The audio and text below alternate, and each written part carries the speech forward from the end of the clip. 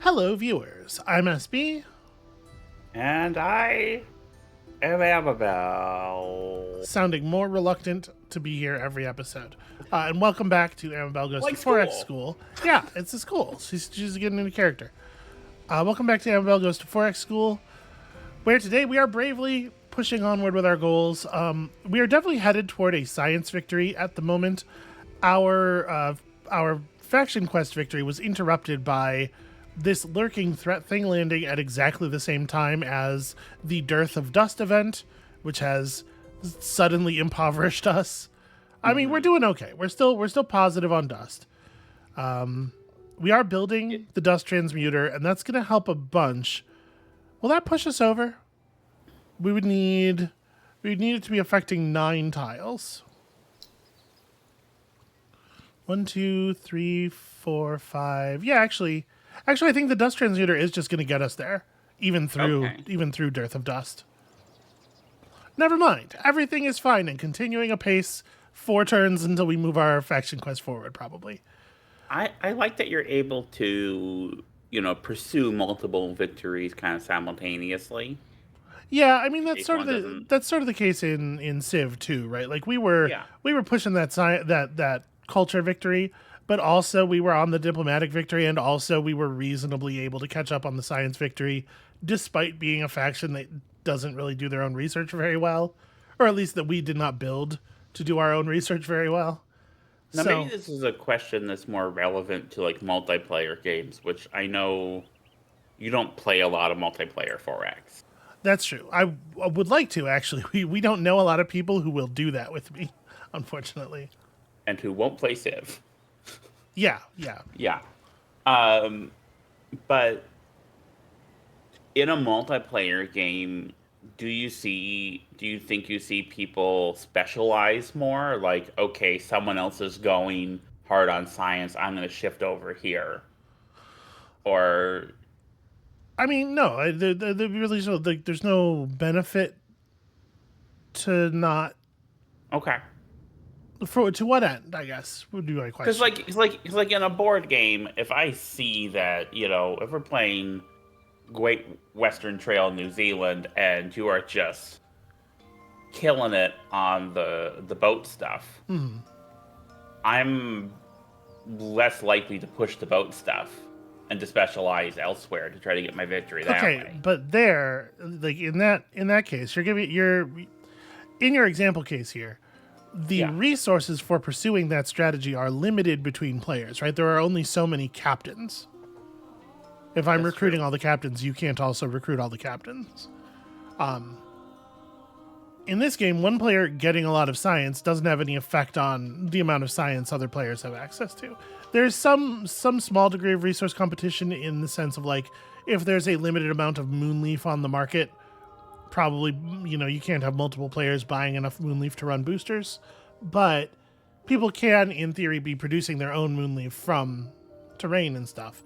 The other critical thing that you're not that your example case is missing is that in Great Western Trail you can't just ride up on one of the other run holders and shoot them in the face. It's true.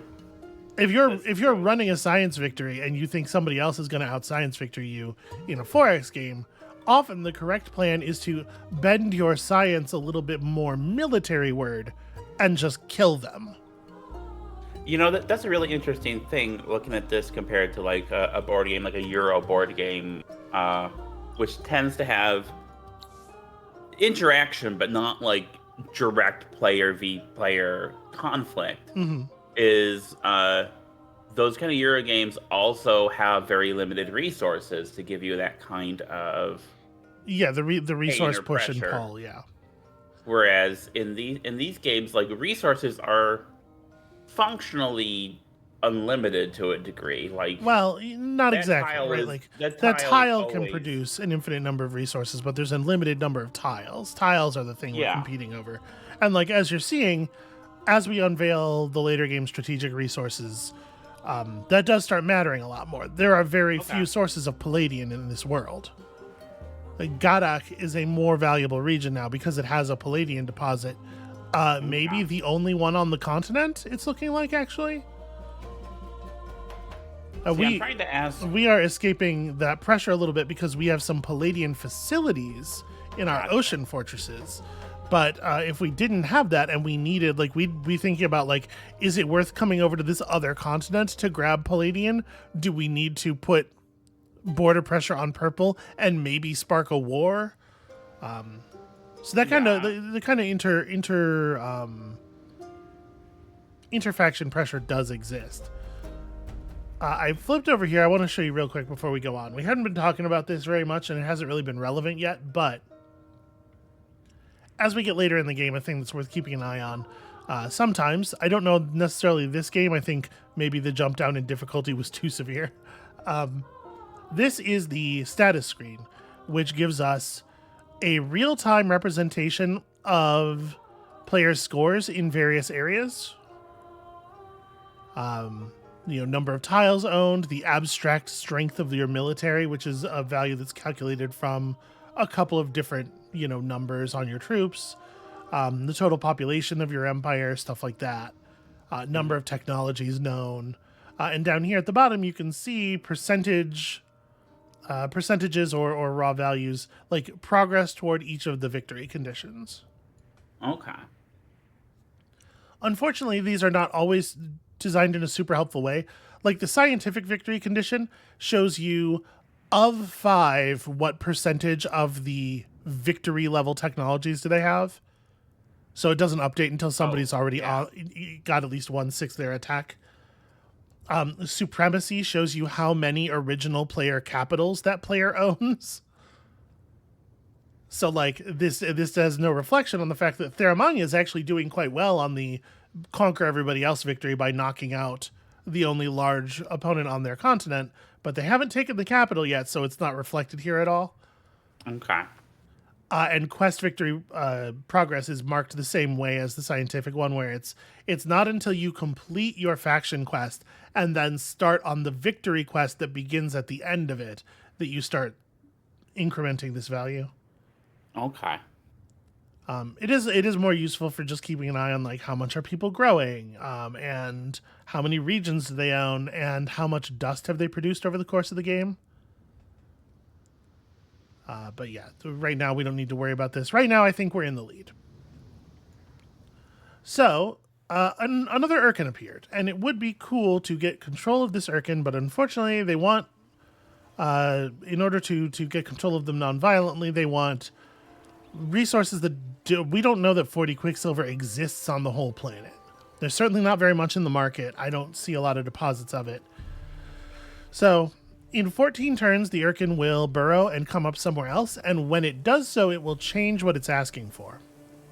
Okay. But also somebody could, tame it through violence in the meantime, and I am a little unsure if I think that's going to happen. I think Purple's army is pretty small.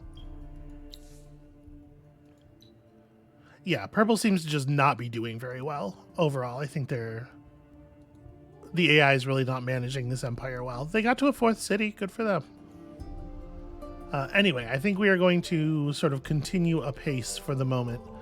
I don't think our army is anywhere near... Unless we want to bring our own Urkan over here and have them duke it out, I don't think our army is anywhere near being able to, like, do harm. If an Urkan is defeated in combat, if our Urkan is defeated... Yeah. Is it like a hero where it can come back, or is it gone? If our Urkan is defeated, it will go neutral again. Unless it is defeated by a player force, in which case they will gain control of it. But they'll gain control of it at 1 HP with no lice. So, it will need time to... Okay. It will need time to rebuild. All right. You will have to forgive me. There are some things that I do not remember about the precisely what we were doing, because it has been a minute since we recorded the last episode. All right. Populations continue to grow. It's great news. People who have orders, execute those orders. These masterminds, I believe, were just grabbing pearls. And I think they have grabbed the mainland pearls. There's not even really a lot of pearls off to the side to grab. This army has space in it. You know what? Maybe we'll fold this mastermind into that force for the purposes of distributing their bloodlust buff. We give a little bonus damage to our rock dudes. Okay, that's not a real naval unit. That's a land unit in a transport ship. So we were trying to conquer this ocean region. Things are going to get a little bit tricky because we spawned all these hostile bathyspheres. The quest we have from this from this fortress was, with a hero-led army, talk to the manufactorium in the same region. I don't know if we can do that. We can't. Ordinarily, you can't parlay with a thing that's player-owned. The fact that we control that manufactorium might make that quest not actually work. In any case, we haven't talked to this fortress yet, so let's... Oh, they don't even want to negotiate. We'd have to fight them. Okay. And we have this boarding vessel, which is just... It's going to end up dead. Well, I'm eager to get rid of it, because right now we are paying... we are paying some influence upkeep to keep it cat's pod. So I'm going to go start a fight. I'm going to go start a fight that I know we are going to lose. We are going to not include our sub as a reinforcement. Yeah, no. We would almost certainly lose the sub too. And we're not even going to manually resolve that battle. Oh, we did some okay damage. It's just some... That is something.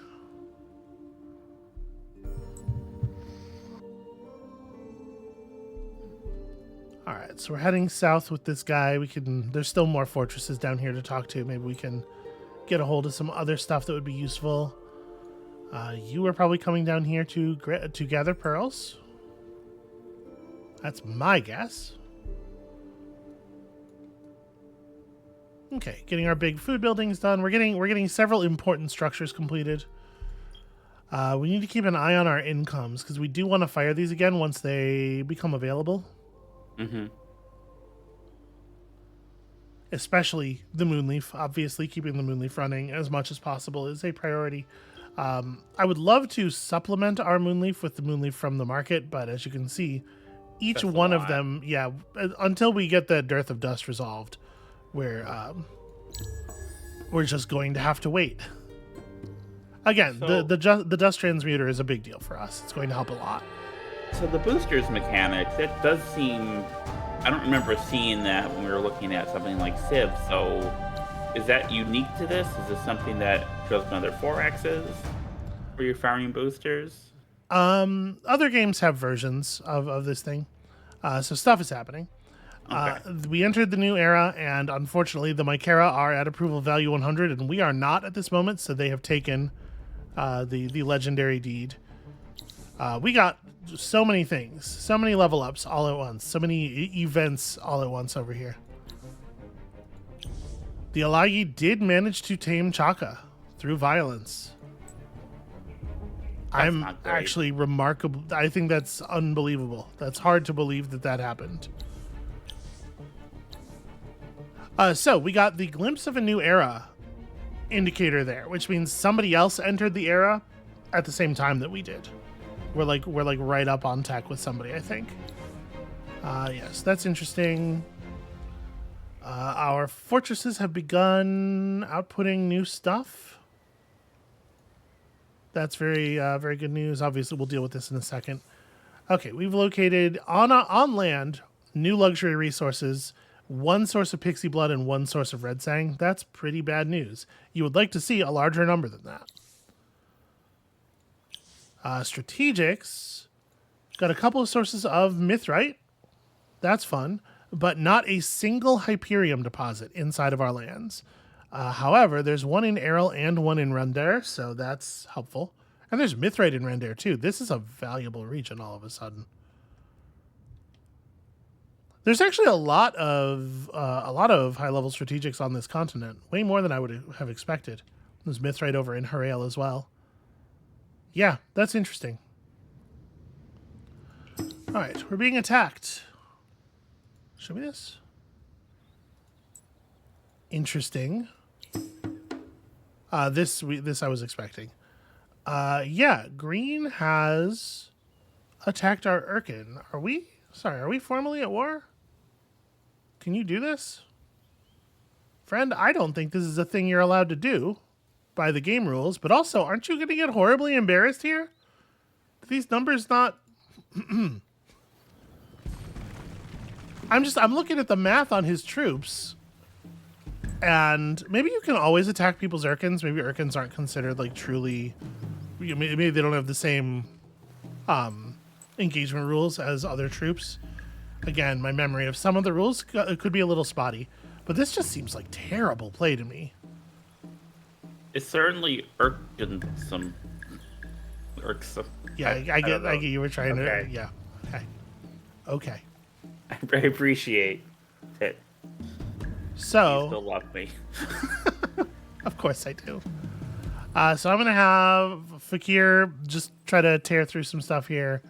Obviously, like, our attack and defense values relative to their attack and defense values are very silly, so we're going to see a lot of big hits. I'm going to try to focus. They do have this position set up here where there's this narrow, the cliffs are kind of like protecting the flanks of their formation, which is kind of cool. Like, good for them. Yeah. I think we're going to just try to get around the sides as best we can. Unfortunately, we don't have the initiative lead for the most part. Most of them move faster than the fleas do. So the battlefield's going to look a little different by the time it's our turn. All right, remember, fleas do pretty good damage, but they are relatively soft targets. Mm-hmm. It's not very difficult to do damage to them.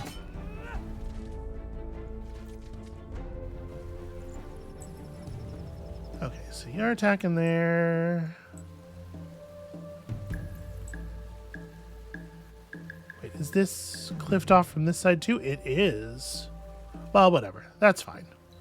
We'll have the Urkan go all the way around and harass their ranged. And by harass, of course, I mean, do what the Urkan do. They did manage to take out one of the units of lice. They might get this one too.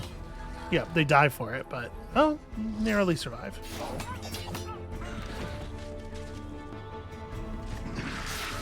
The Urkan will naturally generate more units of lice. We don't have any control over that, and we can't speed it up. Okay. But they will just produce more over time. It's not something that we need to be thinking about. But this attack means that, if we're not defending the Urkan actively, it is more vulnerable on future turns. And really, what I should be doing is pulling Fakir back to here, so that if he gets attacked, there are city garrisons within reinforcement range.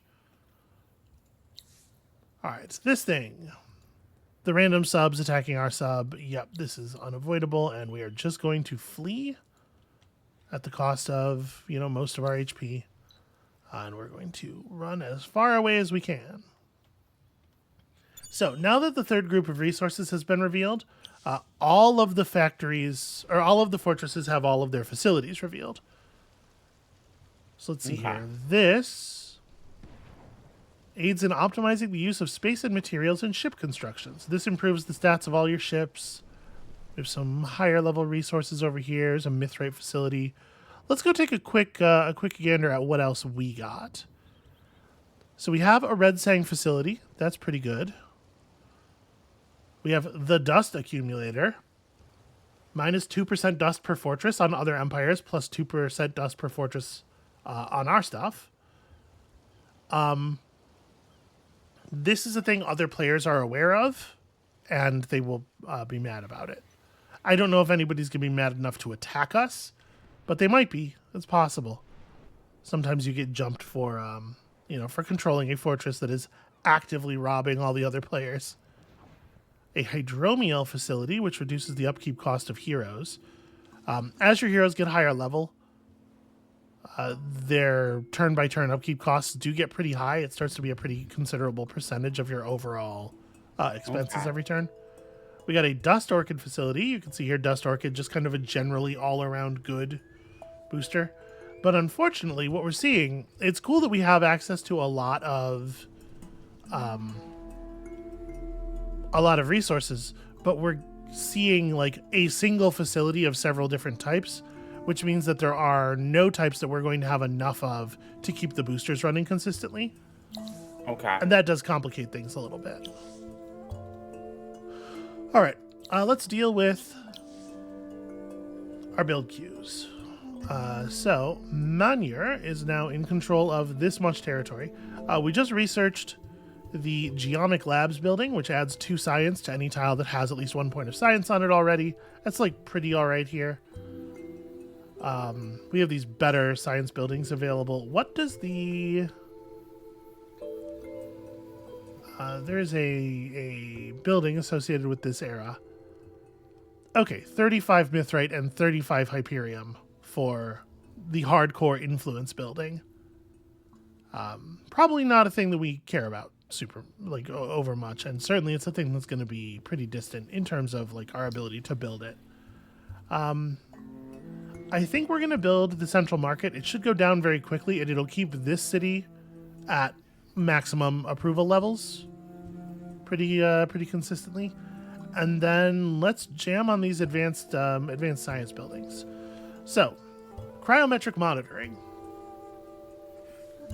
This is a building that we researched the tech for recently. We can only build one of these in the Empire, so we want to be a little smart with it. But it adds a considerable amount of science from each anomaly tile, and it also dramatically reduces the margin of error on season predictability. Okay. So this city is built on top of a couple of anomalies. We have like 3 anomalies or something here, right? Obviously, the flat value of the cryometric monitor will be much higher in Dells, but if we're going to have one city that we're trying to apply like all of our percentage bonuses to, then it makes sense to stack up the flat bonuses there first, even if they're a little bit lesser.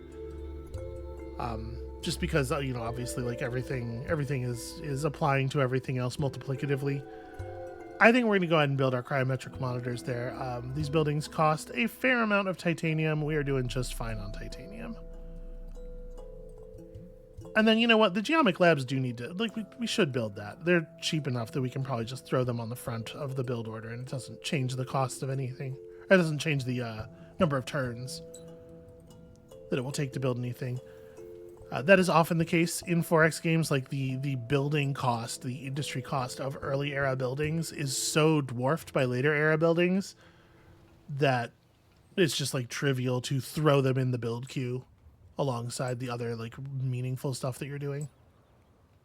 All right, I'm going to stick to the plan of uniting these two. Forany finished its market and as such is remaining fervent, and that's pretty good news. Let's get a Geomic Labs. We may as well.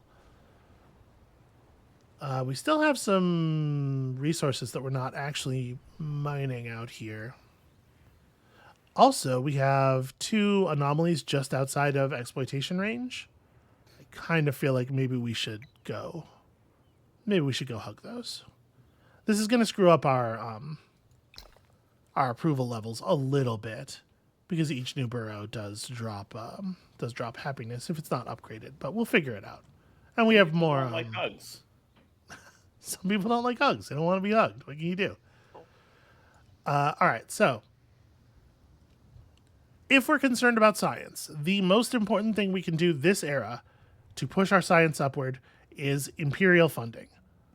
On every tile that has science on it, plus 5 additional science. It's a very powerful building, but as you can see, each one of them that we're going to build requires 25 titanium and 5 Hyperium. And we currently do not have Hyperium income at all, I believe. We have a couple of sources of Mithrite.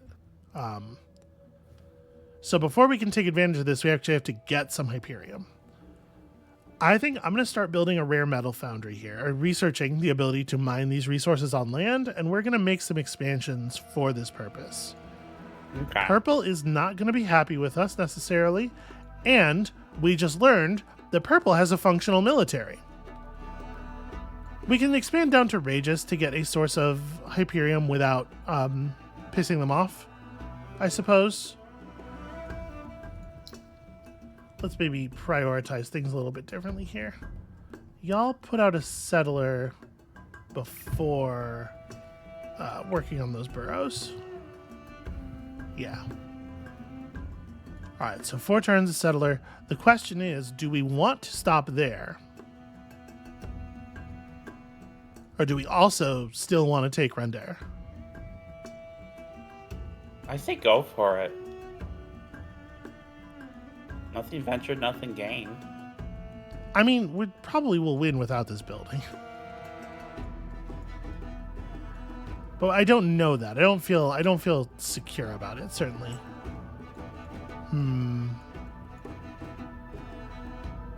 Well, getting the Foundry online is important in any case. That's happening for sure. I don't want to slow down Manur's science build. I guess I'm not really making this decision right now. I think it's important that the rest of this stuff finish. We could probably here switch to build mode for a minute and try to get through that chapel quicker.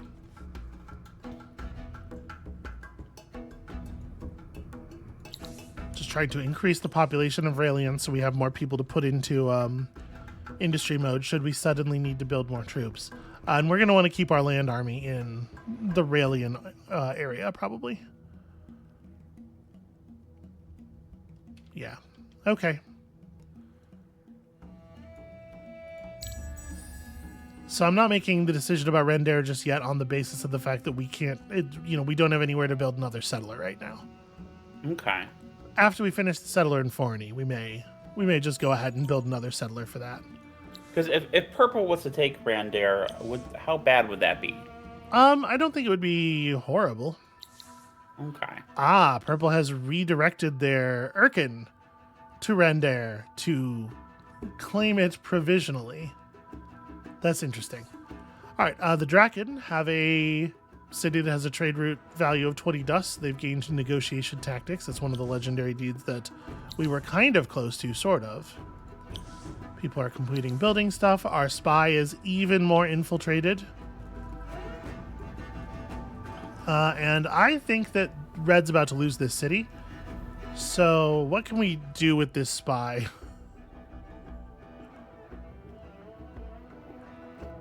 Honestly, there's nothing here that I think is actually meaningful.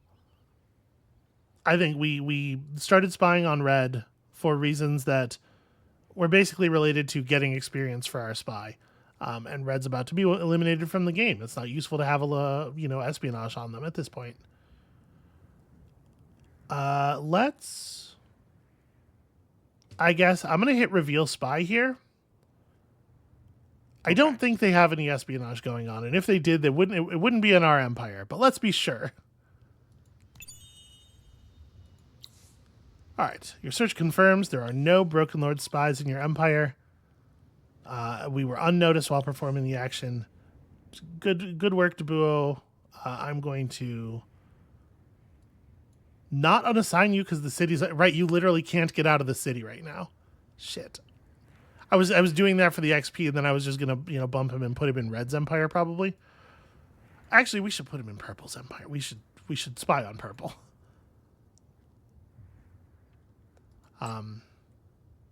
But we just learned something interesting potentially about how Urkans maybe don't have the same engagement rules as other armies in the empire. And then Purple took their badly wounded Urkan and moved it right next to us. And I am wondering if we can just go and claim it. And obviously they'll be very mad at us. We have what passes for an army around here, close to the front. We're meeting up. We're just about to form up and head back over there. Like, maybe this is my Urkan now. Okay, so this fortress is given the quest Teeth and Nails. The sea may be vast, but it is far from empty. There are many competing empires and powers on Auriga, and it's hardly guaranteed that what you control today will still be yours tomorrow. Another fortress in this area has not been taken by another empire, and if you can conquer it and hold it, that will prove to its inhabitants that you are firm, if not necessarily friendly. Okay, so they want us to take one of the other fortresses in the region, which is a thing I would love to do. We can do this boarding vessel thing again. We can just take over the neutral army and try to use it to exert force. Sadly, it has already moved this turn, so we do not get to move it.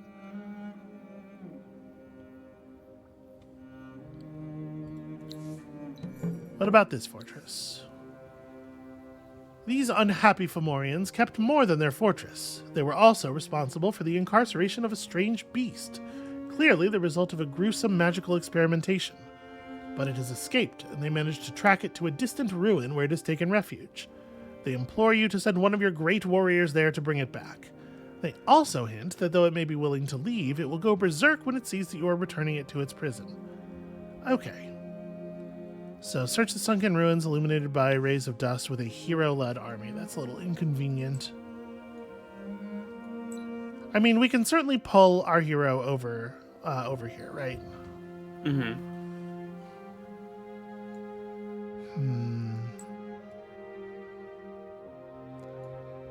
What is the quest that we had here? Set economy and population to its level 1 minimum. Nothing in the military ministry. I think this is like a conversion force. I think he's going to come over here and start converting minor faction villages to the cult. Which is like fine, I think it's okay for us. I don't think we care about that. What I might do with this mastermind, honestly, is just... because I don't think it has anything important to do right now, we'll just throw it in the garrison and it'll generate a point of XP every turn for Ulalani Rawi by being here. Just being under command.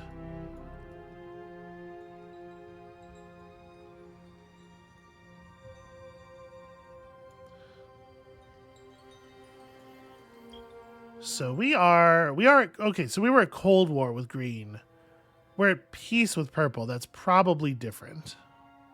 We probably can't attack their Urkan, is my guess. Now, I know that Civ 6 had the Civipedia with like explanations of the rules. Is there anything like this here where you can look up how the Urkan work? Or there's not, no. Okay. And the games that do have those, it's common for them not to have very like useful explanations of basic game mechanics. They're often more of like a, they have all the unit stats and stuff in them. Mm-hmm. But I have found that in general, people do not prize having like good explanations of the actual rules of their game in the game. That's just kind of, I think, a video games in general thing, but I certainly think there are some genres where that should exist. Yeah. So this is inconvenient because we were looking at this, and now they've made it somewhere between difficult and impossible for us to get control of it. Hey, you're also on the team. Ooh, a facility that produces science stockpiles. I am not allowed to merge up these cat's pod units. That's a shame. I think what we're going to do is just take these fortresses by force with our cat's paw armies here, and that will help us bleed off the units as well. So don't include the bathysphere. Actually, the units we have here are pretty high level. They're going to do a really good job of this stuff.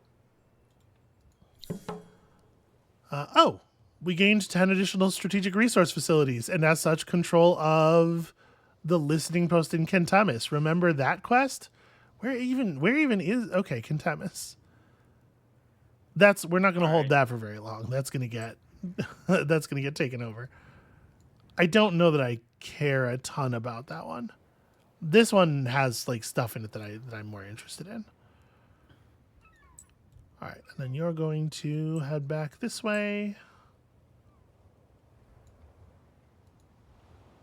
And when we capture the Manufactorium, which is the one we're sailing toward, we'll complete a step of this, and we might be able to get this one through the quest. Okay. And you can just come over here and like search ruins, I guess. We can't attack this turn, remember, because armies have an action point that they have to spend to attack, and we've already spent it. Ooh, 40 spices. Okay. The next winter is in 1 to 14 turns. I think we're going to hold on to this till after winter. Okay. I don't want the spices booster running when winter hits, right? And reducing the base value and thus the percentage value. Like, we'll just hold on to that, but you're going to have to help me remember. Okay. Oh, right. Pink, we're at Cold War with Pink, so Pink was able to claim that fortress because we didn't own the region. I forgot that Pink put us back to Cold War. Okay, and the dust transmuter finished, so look at that. All of a sudden, 272. So we've collected all of the dust. Make sure you have at least 7 luxury resource facilities within your empire to earn Dust Mind Decoupling. The ability of the Morgar to control and influence the minds of others improves as it is practiced. They are now able to turn liberated spirits into pure dust, linking living souls to ancient magics. That's horrifying. Yeah. If we get control of this region, that'll give us 2 more, but that's not actually enough. We're gonna have to do some like stuff. How we are horrifying monster people. Yeah, we really are, right? Okay, we're gonna have to get some boots on the ground over here. But I think we're good to just keep going. And I feel it's more acceptable to have that in this kind of game than like in a historical game. Well, certainly, yeah. So like I dig it here. All right, let's do some violence. Again, do not actually include the bathysphere. Okay, we lost a couple of our boarding vessels, which is pretty much ideal. And in doing so, maintain control of that fortress for 8 turns, and you'll get control of this fortress. That's a little bit of a bummer, because like other players could come along and interfere. This is a quest we had from some other ruins somewhere. I don't even know what it was. Apparently the number on this thing was just wrong before. We have 10 luxury. Whatever, it's good. We did it. We're good. Well, we just grabbed a fortress, didn't we? Yeah, but that doesn't... Okay. Sweetie. Okay. How many facilities are on that fortress? I can't see the screen. Is it at least 6? Yes. Okay. Oh. Dust is magic, power. Resources also give powers. Boost Morgar, make them stronger. Now Morgar needs useful puppets. Jailers were smart. Easier sometimes to force others to do your work. And as we're getting a little worried about a land war, this is a good time to be going into this next part of our quest, I think. Morgar gloats. Power grows. Domination grows. Reckoning will come, but not yet. More work to do. More enemies to whittle down. Some species are lesser and no threat. Other species will try to take Morgar freedom, return Morgar to chains. Those must be destroyed. Morgar needs better tools to fight others. Strong tools that will protect freedom, destroy enemies. Ugh. Living tools that can listen, take orders, and fight, and be discarded when no longer needed. So, we have learned now to create a new kind of accessory that's only equipable on our minor faction units. We're going to go look at it in a second. But if we create 3 such units equipped with a totem, we'll get forward motion on our quest and 30 Hyperium, which would be an awfully handy thing to have right now. Yeah. So let's go have a look at these new things we've unlocked. So the Stonefish totem, made of glass, steel, and Hyperium, or not Hyperium, the other one, Mithrite, gives the Cursed trait, minus 5% life per turn, but also plus 50% initiative and damage. Like, this is a very, very powerful thing, but also it is constantly draining the life out of the equipped person. Okay. The other one is also cursed, and it gives plus 50% attack and damage. So they're both terrifying. Yeah. This one's made out of titanium and palladium, which is a little bit easier for us to manage. I can't believe Mithrite is real. we just got access to that. So like these guys in particular, with their attack and damage boosted, are going to be really scary troops. So let's maybe make a couple of these. Give them some claws and some armor here. So we're in the 4th era now. And rather than continue to improve our dust, basically our iron armor, basically the iron armor goes up to tier 3, and then once you would get to the place where you get your 4th tier of armor, you get a new kind of armor, dust armor, which is slightly more effective. It's approximately as good as like another tier up on this stuff. But a critical difference, as you can see, is that in addition to an industry cost, it has a flat dust cost.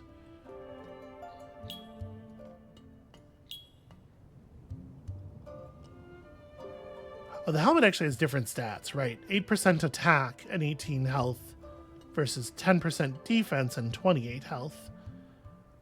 With these guys as they are, actually, I think I'd rather have the attack bonus.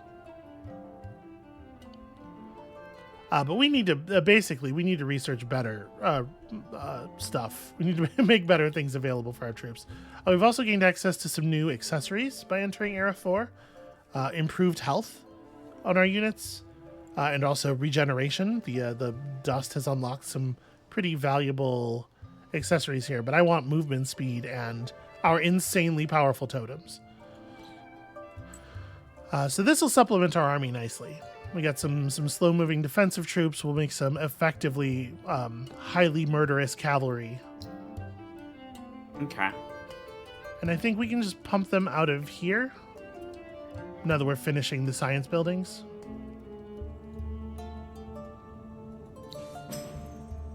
Okay, yep.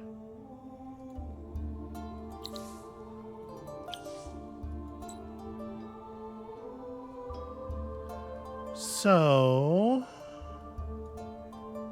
we can see the 3rd fortress in Atayu here. I'll tell you what I'm going to do. I'm going to take these boarding vessels that we have from these catspod armies that are still alive, and I'm going to attack this remaining fortress with them. They will not succeed in taking it, but I'm basically just like dashing them against the rocks because we can't. I don't want to pay for them anymore. Yeah, no, I get that. And that's, just part of the fun of being the Morgar. It's just a kind of monstrousness you get to engage in. All right, up on land. Let's get to the river and try to get you guys into a position that matters a little bit more.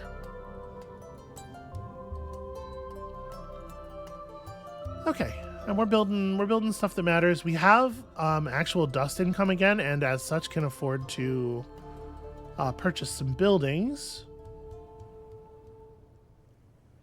And I think it's probably worth doing. Let's get some of these. This city's going to take forever to build things. It's still very much working on its basic population. So we're going to put a bunch of stuff in the queue here.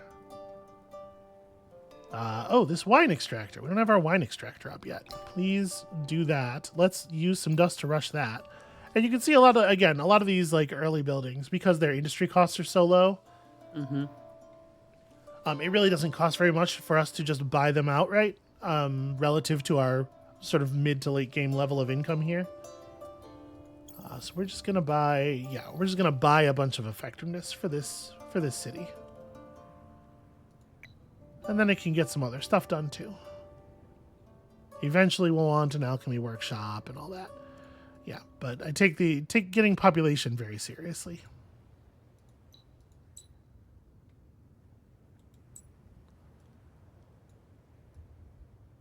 Okay, so once we get Regis, I would still like another source of Hyperium. I don't think it's reasonable to grab this this fortress over here and hold on to it with the other two fortresses being controlled by blue and being so close to blue. We could build we lost our navy. We could build a reasonable navy and try to send them over here and try to like just add this to the Empire, I suppose. Blue probably wouldn't challenge us on it if we were able to get it all together. Mm-hmm. It's a lot of effort. Naval architecture facility, like the resource outputs aren't really all that great. There's a Titan Bones facility here, which gives extra, quite a bit of extra industry. I guess that's pretty, like, this fortress is good, and I don't care about the other two. Okay. I don't know. We'll have our sub go over here and talk to them, see what's what. Maybe it ends up being worth it, because, like, this fortress is actually very good. And if we control Ragus, we have adjacency. Yeah. Yeah, okay, maybe. Maybe that is, in fact, a thing that is in our near future. You wanted me to remind you about something. Yeah? I forgot what it was. Cool, Was great. it with the spy? Great work. No, I think it was the spices. Remind me after the winter to fire those spices. Right, okay. And yeah, we're just kind of like working on these quests that we have that asked us to produce resources. They're just firing. That stuff's happening. We're not thinking about them. They're just getting completed. That's all well and good. All right. I think I'm going to grab... So I was kind of headed toward this bonus, seniority bonus. Every time you complete a spy action, get more seniority, so you dig into the city quicker. But I think actually before we go for that, I'm going to crawl up through Fast Healer, which I don't think is very good, toward Lord of the Trance. We're going to really maximize our infiltration points per turn. And then we'll come back and get the seniority bonus thing. Lord of the Trans. Trance. That's not as good. All right. More science. Shockingly, I think we should get more science. This Ululani Rawi is getting a first level, so of course, more science from the terrain the city's built on.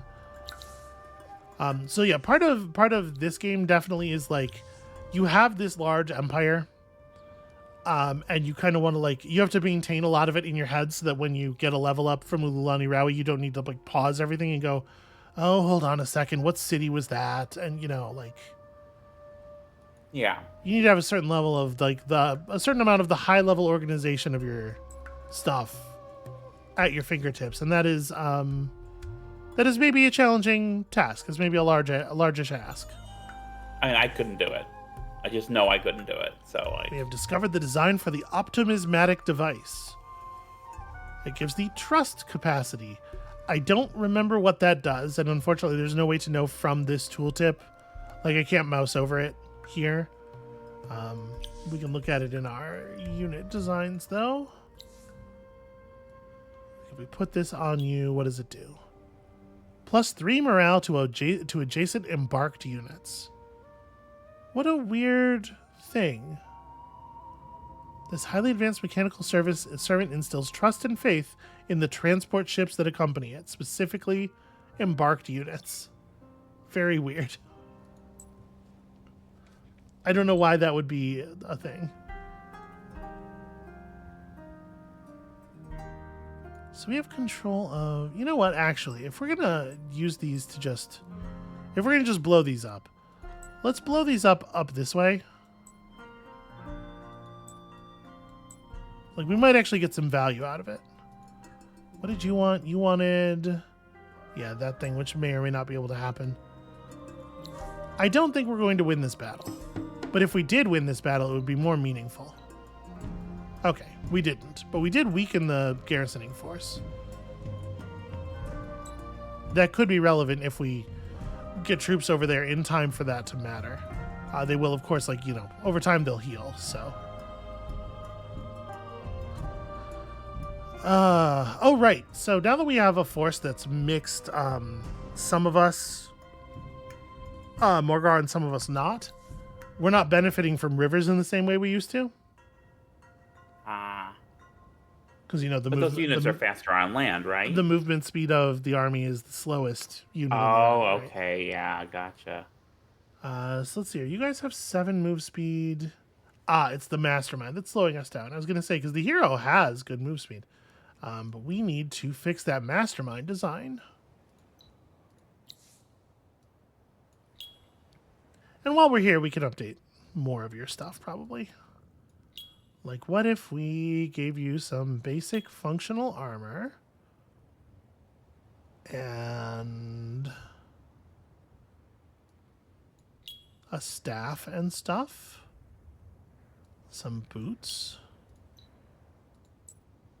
Okay, the cost to retrofit this guy into that design is 378 dust, which is not the amount of dust that we have right now. However, we do have like a truly huge amount of glass steel, so I'm just going to sell off some of our glass steel to cover the difference, because I want this army to move at a reasonable speed this turn. Okay. All right. That may look like impatience, but only because it is. There we go. Now we have like a grown-up move speed, and we can actually get down here and, just like make it clear to Blue, for example, that he's not allowed to just walk in and conquer our territory. Oh, little weird hiccup there. What's funny, Amabel? Grown-up move speed is very funny. How is that funny? I just imagine the mastermind crawling on all fours, like a toddler. Okay. Or not a toddler's toddle, so I guess like a... That is kind of their thing. Yeah. I'm going to move our Urkan sort of down toward this part. I don't know what this army's doing. I'm just a little nervous is all. Hey, Andom, do you have combat gear on? You don't. That's probably fixable. Let's give you this shield made of titanium, which is a pretty decent shield. Actually, this would be better. So we don't have a lot of dust right now because we just spent all of our dust equipping that unit. I'm getting a little nervous about what Blue is doing with this army. Yeah. So yeah, we're gonna run down this way. I don't necessarily want to go like for peace negotiation with them, because I do want to be able to kill their troops. if it should come to that. Next turn we'll be able to retrofit the hero, and I'm here with some proper combat gear when we get our next flush of dust income, and we are definitely going to do that. I mean, if he were to try to attack us, if he were to suddenly declare war and be like, I'm conquering the most valuable city on the planet, we certainly have a military nearby that could punish him for it, but unfortunately, because he is a single city faction, he would raise the city rather than conquering it, so there wouldn't be necessarily much for us to take back. And that would be a huge loss. So I'm just trying to make sure that we are all on the same page here as far as that being a bad idea. All right, let's just I do like the equipping units thing. This is a really... There's more meat to it than what we saw in, the only other game we played in this series. And it's... I really like this. It really appeals to me. Well, there's that, and then also this system allows you to keep a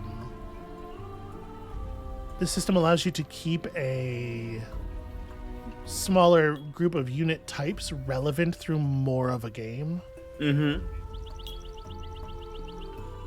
Which avoids the Civ problem where there's 6,000 units and they're all just kind of like, I'm the last guy, but with 10 more combat strength, and so it's very difficult for any one unit to remain relevant for very long because you have to be replacing them constantly. Oh, apparently we already talked to this fortress and they want us to give them our bathysphere, and I'm not to do that. So let's sail you down here. Let's reveal more of Perusk. Okay, we can see all of the tiles of Perusk now. I was like, if there's a Hyperion or something down here, that would be pretty cool. It's not. It's not cool at all. Nothing cool has happened. All right, we're sailing our settler down the coast.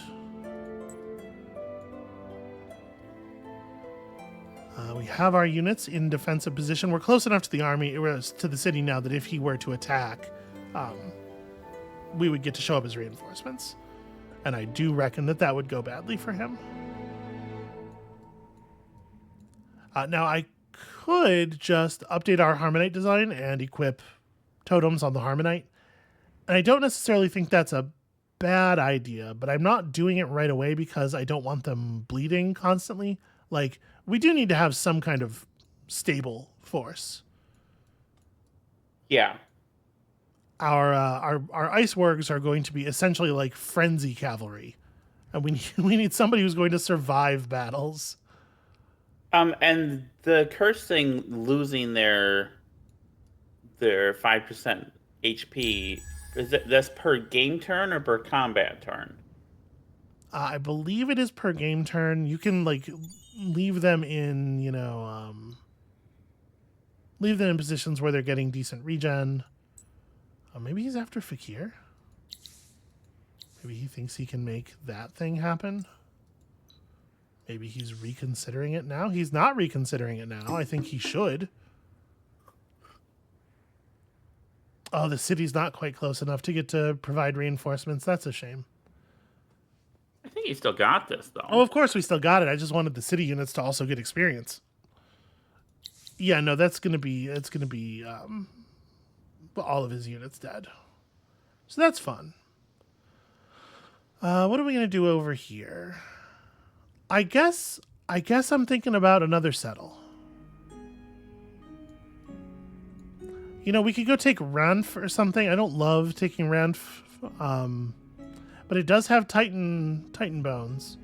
It's a little, taking over an area that's like disconnected from your empire and potentially harder to defend is always a little risky. That is generally, historically, has been a mistake for most places in the world. We do have an unusually powerful ability to reinforce via water to like sail around the coast. Mm-hmm. Our ships are fast, but yeah, that might turn out to be a big mistake. The only reason I'm considering doing it is because it's not adjacent to purple. Like if purple owned Godok, I would say like no way. But because it's not adjacent to anybody and it won't generate any immediate border threat, I think we're gonna make the settler for it. I think I'm gonna try it. Okay.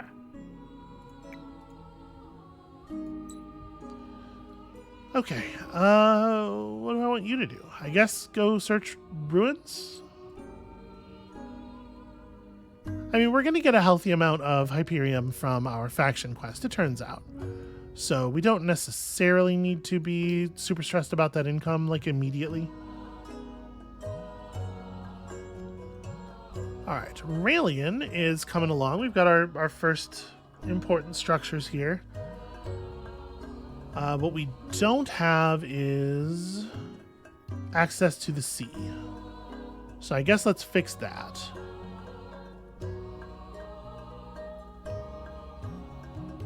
We'll build out to here, we'll build some docks, we'll do all that stuff we usually do in these situations. Remember, Plow Factory, not actually good in cities on volcanic territory because the volcanic tiles cannot have food on them. And this building acts by adding food to the tiles directly. They'll still let you build it. The game will let you hang yourself on that one, but it is not a useful thing to do. All right, I think we've got the rest of our turn figured out here. Once we have organized labor, we're getting occasional free stockpiles. We haven't gotten our new industry stockpile yet. We have gotten a bunch of resources up to thresholds where I do want to fire those boosters. So let's make sure that happens. But not the spice. But not the spices, not yet. Winter's coming. It's soon. But yeah, if we can get this and get the science stockpiles and the industry stockpiles coming in from those fortresses, that's going to be very, very powerful. Each one of them will be 1,600 points. It's going to be huge. Okay, so let's fight this battle. Let's land this battle here. I'm bringing in the army as reinforcements. I don't think that should be necessary. I may be overcommitting a little bit, but I want it resolved. All right, so their army is made up mostly of these guys, Tedekes. These are interesting units. They are ranged units, but they have unusually short range, only 2 Okay. tiles.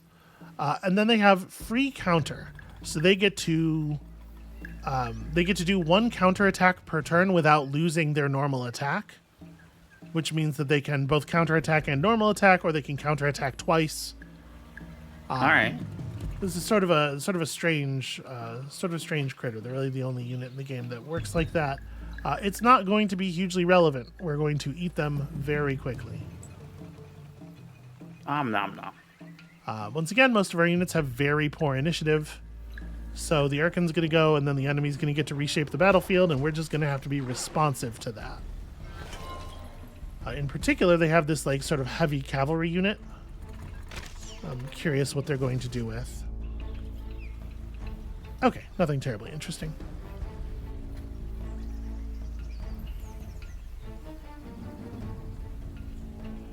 Aw, my Harmonite are hitting for garbage. I guess we only have 70 attack, and they have 96 defense. These units have some gear on. They are properly armed. Down here, they have a unit of Nameless Guard. This is sort of their signature unit. The Nameless Guard are actually a very skilled and powerful archer unit. You can see that extremely high attack value. We are going to prioritize those guys with the Urkan. Okay. And everybody else just, do whatever the enemy will let you. Ooh, didn't quite get the kill. Yeah, they've got some gear on these troops. They've put some effort in.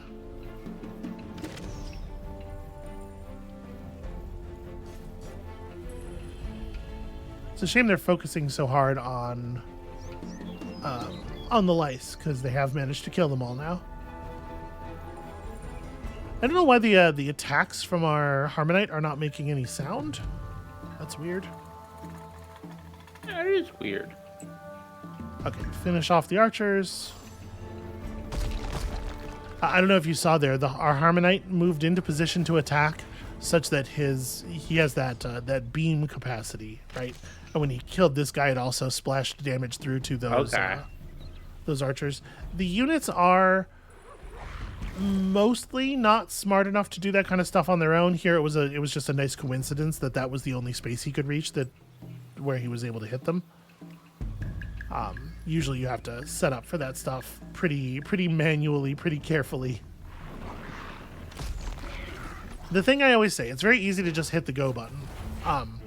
But if you ever give a unit ambiguous orders, if you ever let a unit make decisions during its turn, you are asking for trouble. There are some situations like this one where it doesn't matter. We are so much more powerful than these guys that there's no chance they could ever do anything really dangerous to us. But, and that being the case, they should not have launched this attack. I do not know why they did.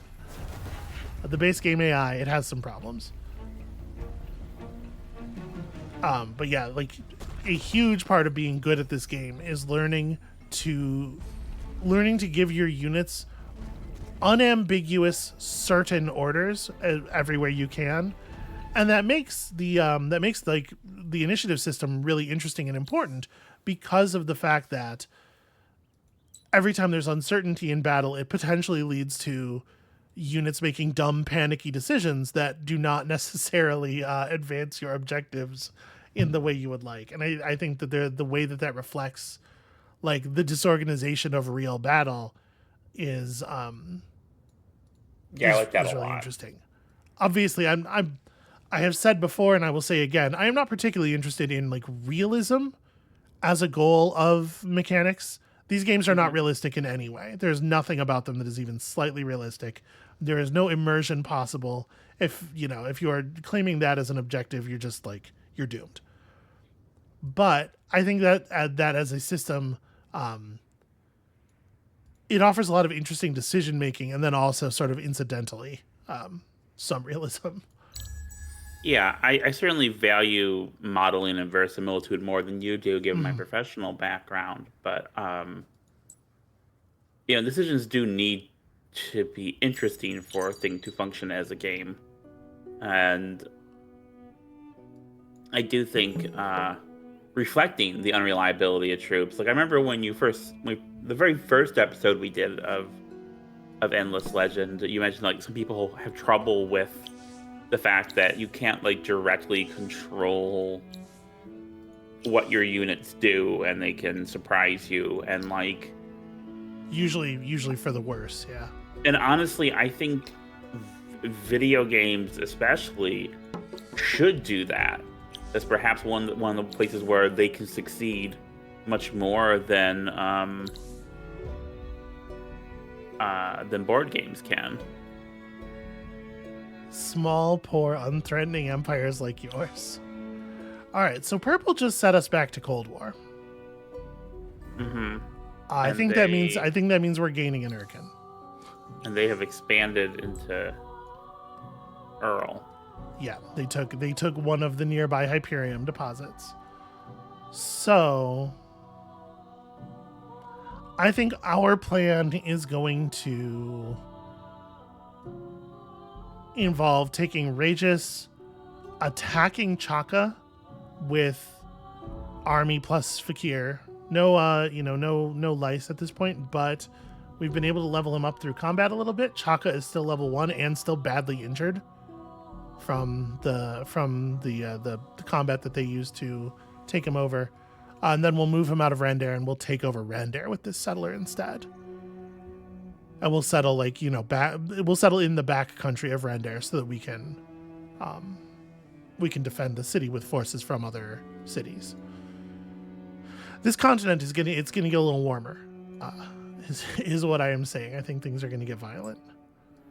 So we're gonna move this army kind of into position to support that. I don't think it was a good move overall for him to do this. I think this is partially envy and partially insecurity. You know, there's a lot of worry in this move about like, how am I going to win the game? And that insecurity is going to be the death of him. Turns out insecurity is real bad for you. In video games as in life. Yeah. But that feels like machinations to begin digging into in earnest next time. We've picked up the ability to build the rare metal foundries. We've got improvements to our stockpiles. We're going to start researching Imperial funding now. We will soon have the resources necessary to take advantage of this. How soon? 3 turns. In 3 turns, we will have done this thing, which will advance our faction quest. What's the bio cost on these? 2305. That's really a lot. We might accelerate this. Next turn, we'll have like 1600 dust. We might just buy this guy out next turn because he'll be partially completed. Mm-hmm. And thus complete the faction quest at the same turn that we complete the research for Imperial funding and get all that Hyperium. And then we'll use those 3 units plus this army plus Fakir to take Chaka, and then we shall fucking see what's what, I think. Okay. So that's the plan. I think this is where we're going to call it for today.